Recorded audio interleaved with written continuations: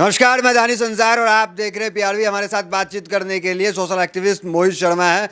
मोहित शर्मा जी, योगी आदित्यनाथ का 2.0 शपथ ग्रहण हो चुका है और जो खबर आ रही है, जो आप लोग कहते थे कि अब राशन जो है वह चुनावी जुमला है और चुनाव के बाद राशन खत्म हो जाएगा, बढ़ा दिया गया राशन को, क्या कहेंगे? अब जनता खुशहाल रहेगी 2.0 में? अरे बिल्कुल, जनता तो इतनी खुश है जनता कि जनता तो अब कह रही है कि घर घर योगी, और घर घर योगी ही रहेगा। अब तो पूरे 5 साल तो योगी जी रहेंगे ही रहेंगे। और जनता ने को जो ये सौगात दी है 15 करोड़ जनता को, उत्तर प्रदेश की जनता को 3 महीने और राशन मुफ्त में दिया है योगी जी ने। 80 करोड़? हाँ, नहीं, कम करके ही बताए थे ना, 15 करोड़ गरीब परिवारों को मिलता है ना राशन।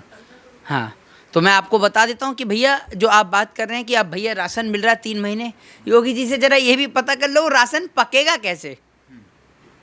गैस पे तो आपने 50 रुपये महंगे कर दिए। और मैं तो कल रात से इस दुविधा में हूँ, इस अड़चन में पड़ा हुआ हूँ, जब से मैंने सुना है 2 दिन से कि भैया 50 रुपये गैस सिलेंडर के दाम पे बढ़ गए, तब से मैं परेशान हूँ कि हमारे देश में एक ऐसा वैज्ञानिक है जो नाली से गैस बना देता है और उसके बाद हमारे देश में 50 रुपये सिलेंडर के दाम बढ़ रहे हैं। भैया, नरेंद्र मोदी जी तो नाली से गैस बना देते हैं, उसके बावजूद अगर सिलेंडर के दाम बढ़ रहे हैं तो मोदी जी आजकल क्या कर रहे हैं? मोदी जी कुछ ज़्यादा ही व्यस्त हैं, तभी गैस नहीं बनाए पड़े हैं। और मोदी जी किसी राजा बाबू से कम नहीं है।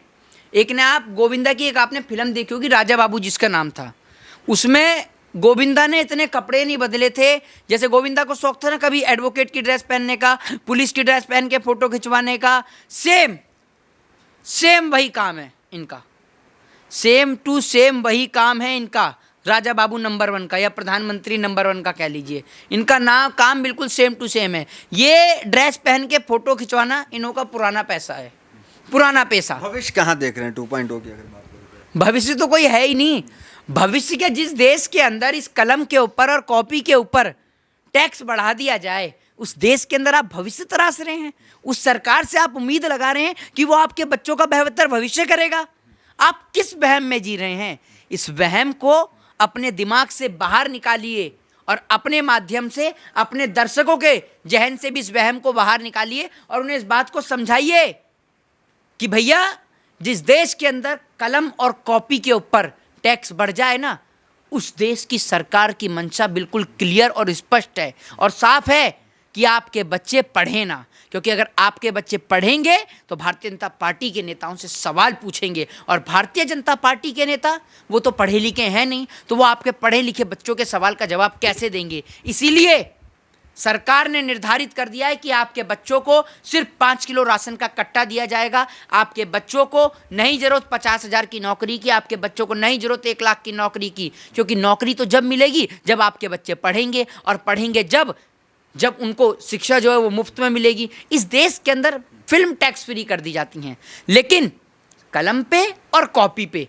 टैक्स बढ़ा दिया जाता है। क्योंकि अगर पढ़ेगा इंडिया तो भारतीय जनता पार्टी के गवारों से सवाल पूछेगा इंडिया, और भारतीय जनता पार्टी के नेताओं के पास उन सवालों का कोई जवाब नहीं होता है। तो विपक्ष जो है लगातार ईवीएम को लेकर के हमलावर है, कह रही है कि सड़क पे आंदोलन करेंगे। तो ऐसे में क्या लग रहा है, 5 साल सरकार सही से चल पाएगा या फिर कुछ डिस्टर्बेंस रहेगी? सरकार की जो पैड़ियाँ हैं, जो चारों जो पहिए हैं, वो उधार लिए हुए हैं। सरकार के चारों पहिए उधार लिए हुए हैं, और आप ये समझ लीजिए ये सरकार कोई ज़्यादा दिन तक नहीं चल पाएगी। ये सरकार कभी भी गिर सकती है, क्योंकि अब जनता जो है त्रस्त है, और जब इस देश की जनता त्रस्त होती है ना और बगावत करने के लिए सड़कों पे उतरती है, तो यहाँ पर तख्त और ताज दोनों पलट दिए जाते हैं। बात ध्यान रखिएगा, चाहे तख्त योगी जी का हो और ताज चाहे नरेंद्र मोदी जी का हो। जब जनता बगावत के सुर पकड़ती है ना, तो वो किसी को नहीं देखती है, चाहे वो प्रधानमंत्री हो चाहे वो मुख्यमंत्री हो। मुख्यमंत्री और प्रधानमंत्री दोनों मिलके अगर सीधे और साफ शब्दों में कहें तो जो जनता को जो सी बनाने का काम कर रहे हैं ना, जनता को जो पागल और मूर्ख बनाने का काम कर रहे हैं, मुख्यमंत्री जी याद रखिएगा आप इस बात को कि आप जो चुनाव के समय पर गरीबों के, दलितों के घर में जाकर जो आप खाना खाते हैं, चुनाव के समय पे जो आप दलितों के पैर धोते हैं, और चुनाव के बाद उसी दलित की बेटी के साथ बलात्कार होता है।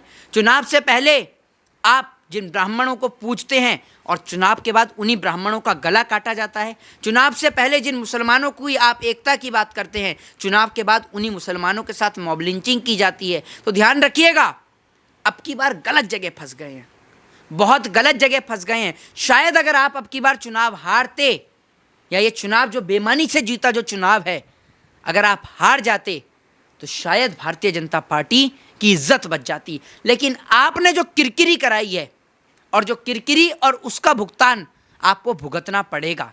जो ये दवाई की महंगाई बढ़ रही है, अभी 1 अप्रैल से दवाई के ऊपर जो है उनके ऊपर महंगाई बढ़ जाएगी। फिर सरसों का तेल हो, पेट्रोल हो, कॉपी और किताब हो, चाहे फिर वो लोगों की मूलभूत आवश्यकताएं हों, चाहे फिर वो दाल हो, चाहे फिर वो गैस और सिलेंडर हो।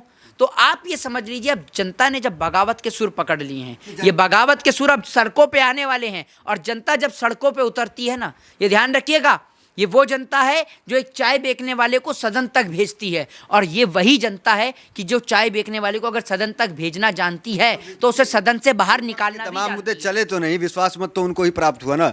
ये जो आपके तमाम मुद्दे हैं, टैक्स बढ़ गया, ये बढ़ गया, कलम पे कॉपी पे, वो सब तो जनता देखी नहीं, वो तो नहीं देखे, बिल्कुल नहीं देखे। लेकिन एक हर चीज का एक अंत होता है, एक पाप के घड़े का भी भरने का समय होता है। और मेरे ख्याल से भाजपा का पाप का घड़ा 5 साल से पहले ही भर चुका था। अब तो ये सरकार में आ गई है, वो ओवरलोड होता जा रहा है वो घड़ा। जिस दिन वो पाप का घड़ा फूटेगा ना, ध्यान रखिएगा, योगी जी और भारतीय जनता पार्टी के तमाम नेता, आपको छिपने की जगह नहीं मिलेगी। आप जनता से आई टू आई कांटेक्ट नहीं कर पाएंगे, क्योंकि जो आप ये महंगाई बढ़ा रहे हैं, एक महंगाई की एक सरहद और सीमा होती है। जनता बहुत जल्द सड़क पे आने वाली है, क्योंकि जब जनता पे खाने को रोटी नहीं होगी, सर ढकने को छत नहीं होगी, पहनने को कपड़ा नहीं होगा, तो जनता सड़क पे आएगी। और जब जनता सड़क पे आएगी और मोदी जी और योगी जी से सवाल पूछेगी कि जो 5 साल का मैनिफेस्टो है उसमें तो आपने काम नहीं किया है, तो जनता विरोध करेगी। और जब विरोध करेगी तो योगी जी को मजबूरन कुर्सी छोड़नी पड़ेगी।